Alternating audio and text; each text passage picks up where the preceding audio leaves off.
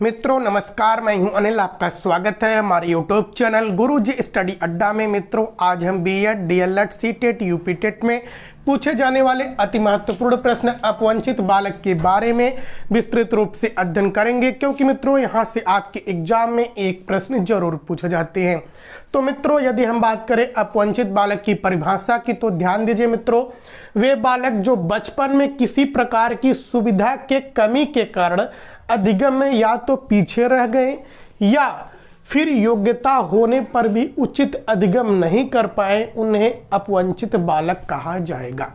देखिए मित्रों, अपवंचित बालक वे बालक होते हैं जिनमें योग्यता होने के बावजूद भी, यानी कि पढ़ने लिखने की योग्यता, अधिगम करने की योग्यता, सीखने की योग्यता होने के बावजूद भी किन्हीं भी कारणों से वे बालकों के अपेक्षा या तो पीछे रह गए या सीख नहीं पाए या पढ़ नहीं पाए, अधिगम नहीं कर पाए, ऐसे बालकों को हम अपवंचित बालक कहते हैं।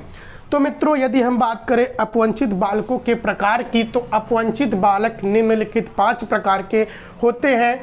पहला पॉइंट है आर्थिक अपवंचित बालक, दूसरा पॉइंट है पारिवारिक अपवंचन वाले बालक, और यहीं पर तीसरा पॉइंट है शारीरिक अपवंचन बालक, चौथा पॉइंट है सामाजिक अपवंचन वाले बालक, पांचवा पॉइंट है संवेगात्मक अपवंचन वाले बालक। यह 5 प्रकार के अपवंचित वाले बालक होते हैं।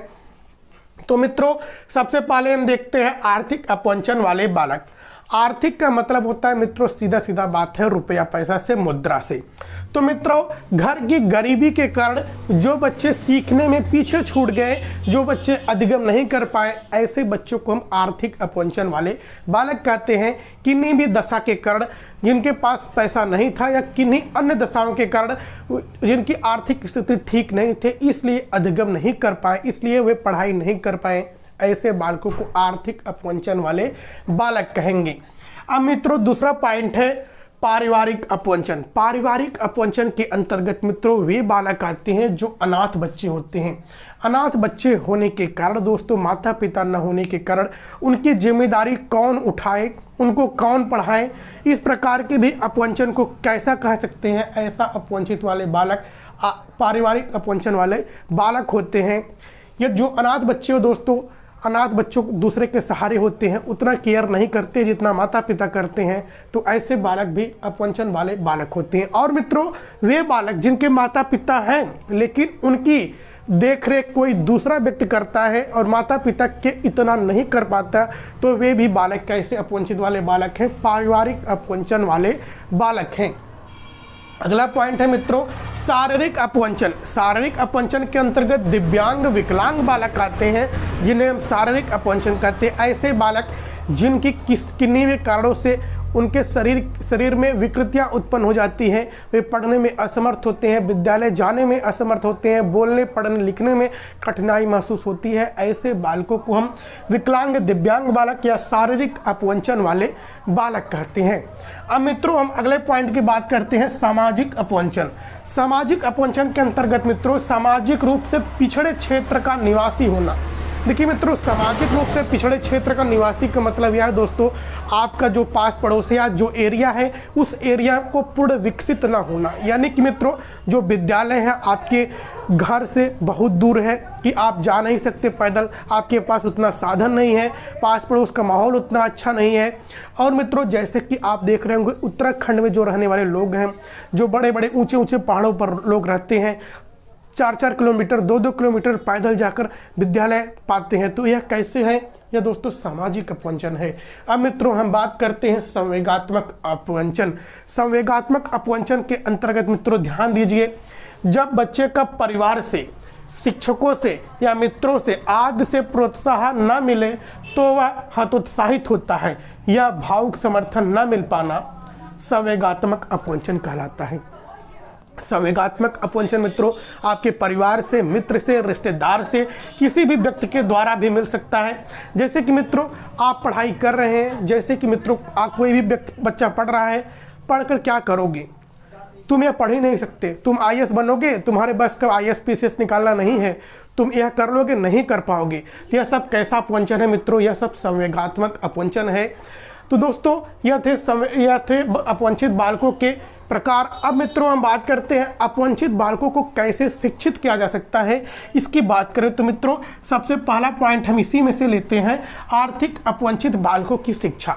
आर्थिक अपवंचित बालकों की शिक्षा के अंतर्गत पहला पॉइंट है मित्रों, ऐसे बालकों को सरकार मिड डे मील योजना से जोड़ रही है। देखिए मित्रों, जिनके पास आर्थिक समस्या है ऐसे बालकों को बच्चे स्कूल में बुलाएं, उन्हें मिड डे मील योजना के तहत उनकी आवश्यकताओं की पूर्ति के द्वारा उनको विद्यालय में लाया जा सकता है और उनके अपवंचन को दूर किया जा सकता है।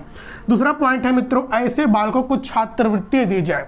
जो बालक आर्थिक रूप से पिछड़े बालक है या आर्थिक समस्या के कारण विद्यालय नहीं आ पा रहे हैं, समाज की मुख्य धारा से नहीं जुड़ पा रहे हैं, अधिगम नहीं कर पा रहे हैं, ऐसे बालकों को प्रोत्साहन दिया जाए, आर्थिक सहायता दी जाए, छात्रवृत्ति देकर आप अपवंचित बालकों को शिक्षित कर सकते हैं और उनके अपवंचन को भी दूर कर सकते हैं। अगला पॉइंट है मित्रों, चौथा पॉइंट, ऐसे बालकों को जरूरत पड़ने पर आगे ले जाकर व्यवसायिक आदि शिक्षा भी दी जाए। देखिए मित्रों, जो अपवंचित वाले बालक हैं ऐसे बालकों को इतना शिक्षित कर देना चाहिए ताकि वे आगे चलकर अपना व्यवसायिक कार्य कर सके, अपनी रोजी रोटी कमा सके, कुछ भी कार्य क्रियाकलाप कर सके जिससे उनका जीवन यापन आसानी से सरलतापूर्वक हो सके।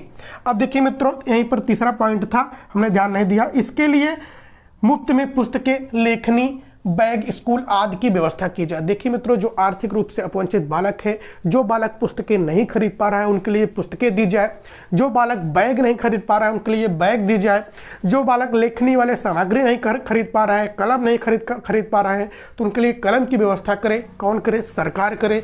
तो दोस्तों, आर्थिक अपवंचित बालकों को इस प्रकार से शिक्षित किया जा सकता है, उनकी मूलभूत आवश्यकताओं की पूर्ति कर। अब मित्रों, यहीं पर हम बात करते हैं अगला पॉइंट की। देखिए मित्रों, दूसरा पॉइंट है पारिवारिक अपवंचित बालकों की शिक्षा।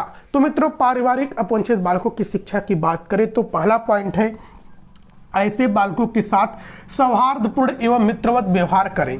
देखिए मित्रों, जो बालक पारिवारिक रूप से अपवंचित बालक है, जो अनाथ बच्चा है, उनसे आप सहानुभूतिपूर्वक रहें, मित्रतापूर्वक रहें, ताकि उनको लगे कि हाँ, उनके साथ भी कोई अपनत्व वाला व्यक्ति है। और मित्रों, दूसरा पॉइंट है, इनसे सहानुभूति रखें, इनका मजाक न उड़ाएं।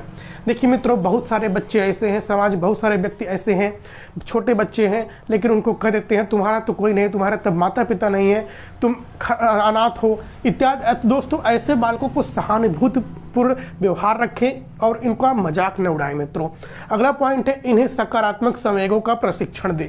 सकारात्मक संवेगों का प्रशिक्षण का मतलब होता है दोस्तों, जो व्यक्ति आपकी खिल्ली उड़ा रहा है, जो नकारात्मकता की भावना पैदा कर रहा है, उसके अपोजिट बच्चों में सकारात्मकता इतना ज़्यादा भर दीजिए, इतना ज़्यादा उसे मोटिवेट कर दीजिए ताकि वे जो भी लोग नकारात्मक बात बोलते हैं उन पर बच्चा ध्यान ही न दे, उनसे कोई बच्चे का प्रभाव ही न पड़े। अब मित्रों, हम अगले पॉइंट की बात करते हैं, शारीरिक अपवंचित बालकों की शिक्षा। देखिए मित्रों, शारीरिक अपवंचित बालक वही बालक होते हैं जो दिव्यांग विकलांग बालक होते हैं और बहुत सारे अधिगम अक्षमता वाले बालक भी होते हैं। तो ध्यान दीजिए मित्रों, ऐसे बालकों को अधिगम प्रशिक्षण इस तरह देना चाहिए कि उनकी दिव्यांगता बाधा उत्पन्न न करे। जैसे एक मूक बधिर बालक को देखकर रिकॉर्ड तैयार करने के लिए कहना। देखिए मित्रों, जो शारीरिक अपवंचन वाले बालक होते हैं उनको इस प्रकार से आप विद्यालय में लाइए, शिक्षित कीजिए कि जो उनकी अधिगम अक्षमता है या उनकी जो शारीरिक विकृति है वह उनकी बाधा न उत्पन्न करें। जैसे कि मित्रों, एक मूक बधिर बालक, मूक बधिर का मतलब जो बच्चा बोल नहीं सकता लेकिन सुन तो सकता है। जब वो सुन सकता है, देख सकता है, तो उसे ऐसा काम सिखा देना चाहिए जैसे कि पुस्तकालय में या विभिन्न कार्यालय में देखकर रिकॉर्ड तैयार करें। यह कैसा व्यवसाय है।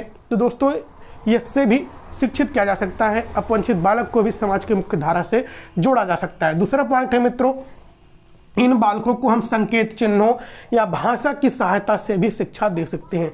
देखिए मित्रों, जो बालक बोल नहीं सकता तो ऐसे बालकों को हम संकेत के माध्यम से समझा सकते हैं। सुन नहीं सकता तो भी संकेत के माध्यम से समझा सकते हैं। तो ऐसे बालकों को हम शिक्षित कर सकते हैं।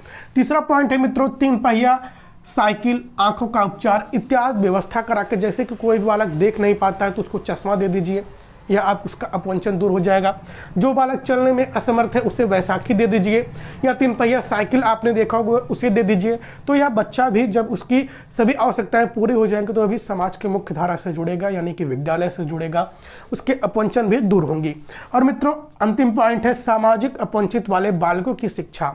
तो मित्रों सामाजिक अपवंचित वाले बालकों की शिक्षा की बात करें तो ऐसे बालकों को जंगली या असभ्य न कहें। देखिए मित्रों, कुछ बच्चे ऐसे क्रियाकलाप करते हैं कि माता पिता हो गए या समाज का कोई भी व्यक्ति होगा, बच्चों को कहता है अरे तुम तो एकदम जंगली वाला काम कर रहे हो, ऐसा नहीं करना चाहिए, यह है वह है। तो ऐसे बालकों को इस प्रकार का शब्द यूज ना करें। अगला पॉइंट है मित्रों, उन्हें अन्य बच्चों के साथ मिलने जुलने का प्रशिक्षण दे, सभी बच्चे ताकि एक साथ रह सकें, समाज का निर्माण कर सकें। 2 या 2 से अधिक व्यक्तियों के समूह को ही हम समाज कहते हैं मित्रों। और दोस्तों अगला पॉइंट है, इन्हें आधुनिक तकनीकी या अद्यतन शिक्षण सामग्री आदि के प्रयोग करना सिखाएं। देखिए मित्रों, आधुनिक जो शिक्षण तकनीकी है, शिक्षण विधि है, इसके माध्यम से इनको सिखाया जा सकता है और दोस्तों शिक्षा के लिए इनको तैयार किया जा सकता है। तो मित्रों ये थे अपवंचित बालकों की शिक्षा, अपवंचित बालक किसे कहते हैं, अपवंचित बालक के प्रकार। और दोस्तों आपको अन्य सभी वीडियो देखना हो प्रतिभाशाली बालक, यहाँ पर आपको लिंक मिल जाएगा। और दोस्तों आपको देखना होगा मंदबुद्धि के बालक, विशिष्ट बालक किसे कहते हैं, तो आपको यहाँ पर ऊपर भी लिंक मिल जाएगा, आपको ऊपर क्लिक करके जाकर देख सकते हैं। मित्रों वीडियो कैसा लगा कमेंट बॉक्स में बताइएगा, वीडियो को लाइक कीजिएगा, अपने हर एक ग्रुप में शेयर कीजिएगा। जय हिंद, जय भारत।